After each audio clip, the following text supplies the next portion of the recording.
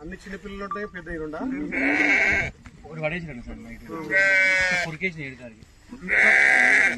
అంటే లోపల పొద్దులేదా మరి? ఏం కాదు గదం భయపడి ఏం చేద్దాం పెద్ద మనిషి మామూలు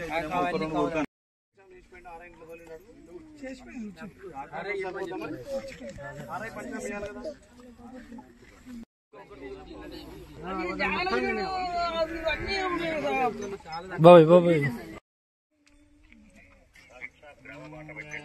గ్రామపట గారికి చొల్లేర్ల చిన్న ఇన్సిడెంట్ జరిగింది నిన్న సాయంత్రము. మన తోటకూరి వీరసామని పాపం 20 పిల్లలు 2 గొర్రెలు కుక్కలు కొట్టేసినాయి. పాపం రైతు పేదోడు, గుంట భూమి లేదు, అన్ని ఇవ్వాలంటే మంది తీసుకొని అవి పిల్లలు పెద్ద అయితే షేర్ ఒకటి అన్నట్టు సాపుతారు. నేను ఇప్పుడే తహసీల్దార్ మాట్లాడినా ఆర్ఐ తోటి రిపోర్ట్ ఇవ్వమన్నా, ఏదన్నా సబ్సిడీ అన్నా జన గవర్నమెంట్ ఇచ్చిన పేదోడే పేదోడు. జర ఒక్కటి నోట్ చేసుకోండి కలెక్టర్ గారు.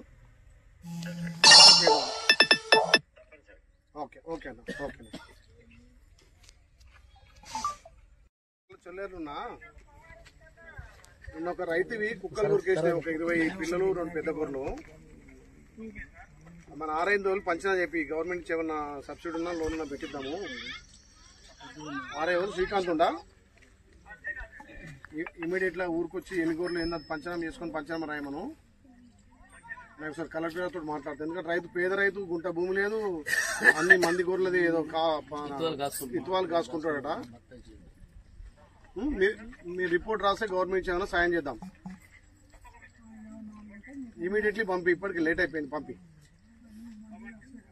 ఓకే ఓకే, నా ఫోన్ కలెక్టర్ చేద్దాం.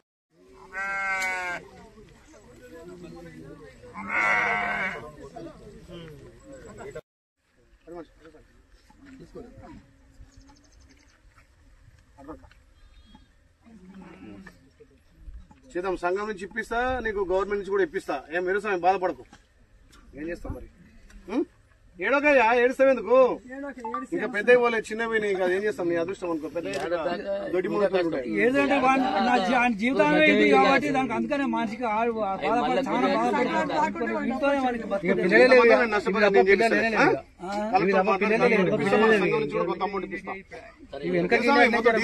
మనిషి